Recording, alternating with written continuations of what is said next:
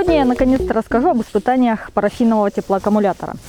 Какой я сегодня еще хочу провести эксперимент. Ну, кто смотрит тщательно мой канал, помнит вот этот парафиновый теплоаккумулятор. Видите, как я не могу открыть даже. Ох, открыла. Так, в общем, многим зрителям эта идея понравилась. Так, руки нужны. Но всех смутил вопрос накрывания теплоаккумулятора. Ну, это логично. Смысла в этом теплоаккумуляторе нет. Допустим, его с собой затаскивать в спальник безрассудно, если горячий парафин потом вытечет.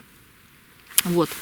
И в итоге я начала думать на эту тему. Ничего там супер-пупер оригинального не придумала, но нашла старую советскую крышку, вот такую, с двумя рожками.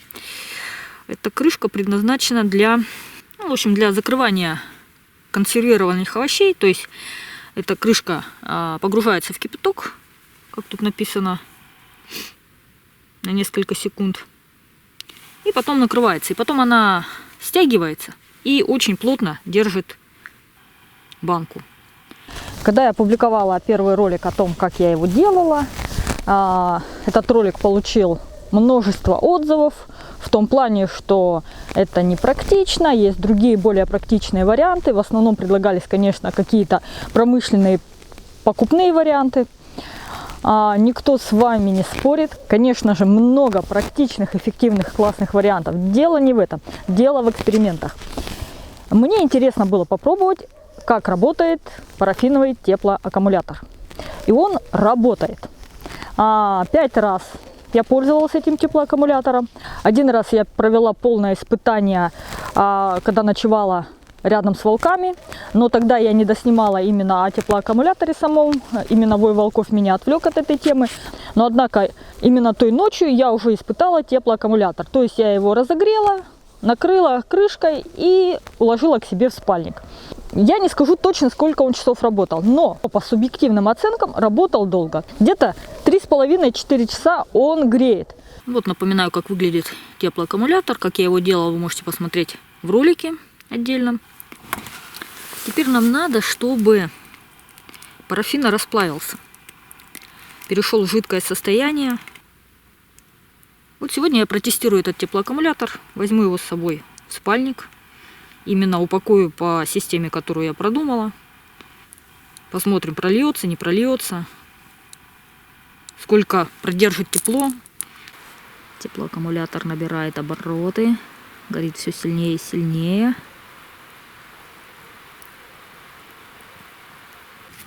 Теплоаккумулятор горит, наверное, уже минут 20, а то может быть даже и 30. Потом на камере посмотрю, когда первый кадр делаю, когда потом. Вот тут уже до дна расплавился. У краев. Здесь. В середине еще чуть-чуть осталось вот тут. Ух ты, забулькал как. А у краев уже готово. Кстати, к чему я говорю, что он так долго вот расплавляется? К тому, что это действительно классная парафиновая горелка для соло-походов. То есть, когда человек идет в одиночку, и когда там идет в местность, где мало дров или вообще нет дров. Вот. И вот такой теплоаккумулятор. Ну, конечно, можно брать газовую горелку, я не спорю. Но вот это тоже как альтернатива, как вариант. Можно использовать. Например, той же зимой, когда у многих там газ замерзает или еще что-то там, проблемы бывают с газовыми горелками. А теплоаккумулятор разжигается, пожалуйста. Горит очень долго, и серьезных блюд, конечно, на нем не приготовишь, там плов или борщ, а какой-то там быстрый супчик, кашку, там эти супы из пакетов, эту вермишель всякую, пюре картофельное, чай. Ну, запросто все это можно делать. Очень удобно. И также этот же теплоаккумулятор может работать не только как горелка, но и как грелка. Вот сегодня я им буду пользоваться. Я его в спальник себе положу. Ну или Жеке. Кому больше надо будет. Смотрим. Как проверить, расплавился ли? Вот так палочкой сразу чувствуется, расплавился там парафин или нет. Вот. Практически везде уже расплавился. Ага. В принципе, практически готово уже. Снизу палец терпит. Если палец намочить, то здесь уже выше 100 градусов. Ну, конечно же, по стенке тепло проходит по металлу вниз тоже. А, кстати, много людей там понаписало мне, типа алюминиевая проволока, не there good, надо медную. Ну да, медная может быть лучше, но, во-первых, я использовала то, что у меня было под рукой. Во-вторых, алюминиевая проволока более легкая, более дешевая. И как теплопроводник она тоже отлично работает. Посмотрите, на самом деле. Для чего в электронике используют алюминий, для чего медь. Да. В основном алюминий используется. Как тушить теплоаккумулятор? Конечно, на него нельзя лить воду, там, дуть там или еще. Как вот его затушить? Легко. У вас есть какая-то посуда, кружка или еще что-то. Просто ставите сверху. Все. На какое-то время ждете, чтобы действительно там все затухло. Думаю, хватит. Ну, проверь. А то бывает так уберешь, он опять. Ну, все. Думаю, не вспыхнет. Все. Фу, вот сейчас он воняет. Теперь вот эту крышку ее просто так не оденешь. Поэтому я ее ложу вот так на краешек, чтобы она нагрелась. И тогда ее можно будет натянуть на эту банку.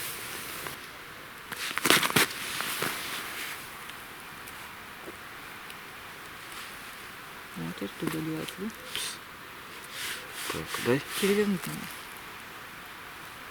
Вращали. Переворачиваем. Вроде не Все нормально. Заворачиваем в тряпочку.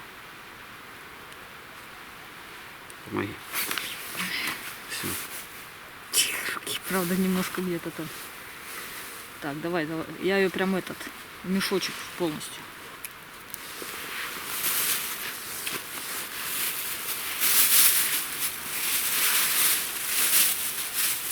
И для защиты от промокания, от протекания, вернее, 2 пакета.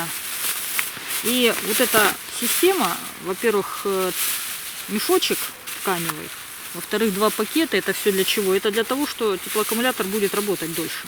Аккумулятор спальнички в ногах у меня тут.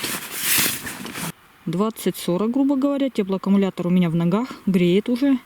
Носки у меня мокрые, так что он не только греет, но и сушит. Так, время почти 11:30. Ну, пока он такой еще еле-еле тепленький. Работает. Ножкам тепло. Вот там мои ножки, им тепло. Причем теплый через тряпку даже. Да, через все эти дела. Ну, прям вот в ногах лежит и прям так как-то приятненько, прям хорошо. К тому же, пока теплоаккумулятор разогревается, а разогревается он от 20, наверное, до 30 минут примерно, то за это время на нем действительно что-то можно приготовить. То есть вы можете на этом теплоаккумуляторе вначале что-то нагреть для себя, покушать, да, а потом накрыть его крышкой, запаковать обязательно в ткани полиэтилен, чтобы он не протек. Лучшего способа пока я не нашла. И потом смело можно класть его к себе в спальник. И ничего с вашим спальником не произойдет. Я дважды спала с теплоаккумулятором. Причем, пока я спала, я там ногами этот теплоаккумулятор пинала, его переворачивала как угодно. Никакого протекания не произошло.